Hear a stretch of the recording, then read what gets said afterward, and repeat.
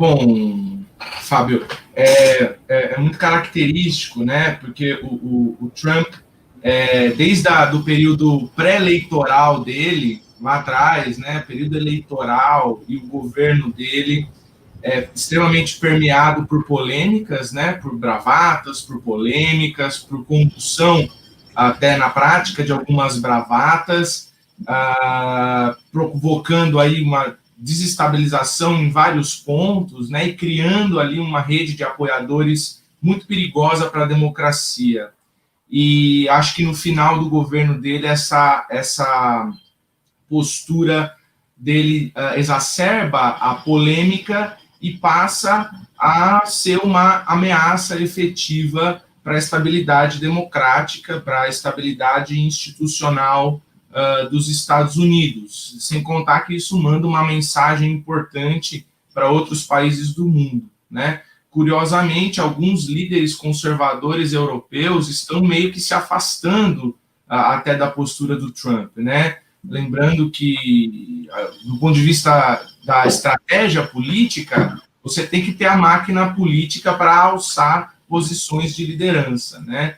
E o Trump conseguiu esgarçar um pouco essa situação e está perdendo a mão da própria máquina política, inclusive de uma possível tentativa dele em 2024. A sua pergunta inicial foi sobre os impactos diretos disso, né? A gente vai ter uma votação no Senado que provavelmente seja com o Trump já fora do poder, ou seja, um presidente sofreu um processo de impeachment 2 vezes, já é algo inédito nos Estados Unidos, e também o Senado votando com ele já fora da Casa Branca.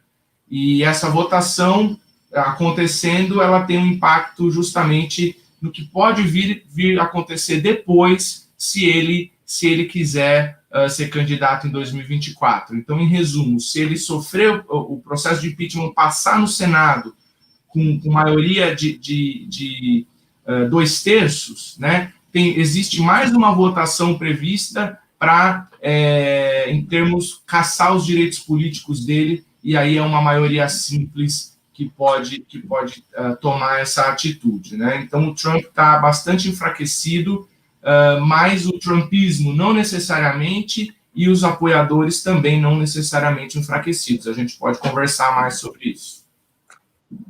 Eu aposto que isso possa acontecer até para barrar um pouco essa extrema-direita, né? Seria uma sinalização para o mundo, vamos devagar aí que a coisa não está boa.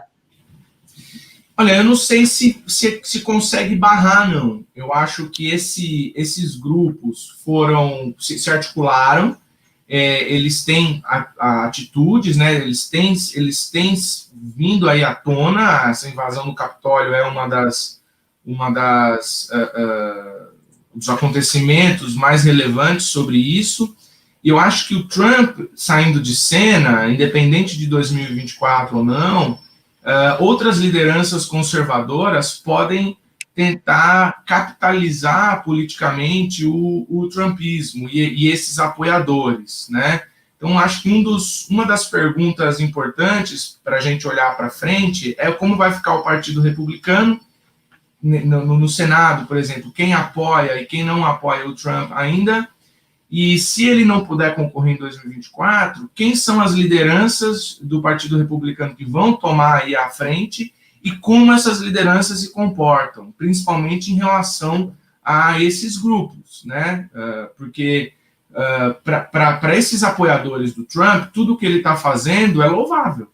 O problema é esse, que toda vez que ele peita o sistema, toda vez que ele peita as instituições, ele ganha um reforço dessas pessoas que são, digamos assim, frustradas com um período aí recente de dificuldades, né, de dificuldades econômicas, de dificuldades sociais, um período de crise que é muito alargado no tempo, eu diria, né, um período de crise que dura muito tempo. Então, essas pessoas, de certa forma, gostam da postura do Trump, elas entendem na postura do Trump uma postura de protesto por dentro do sistema político para, de alguma forma, melhorar a situação delas corrente, né?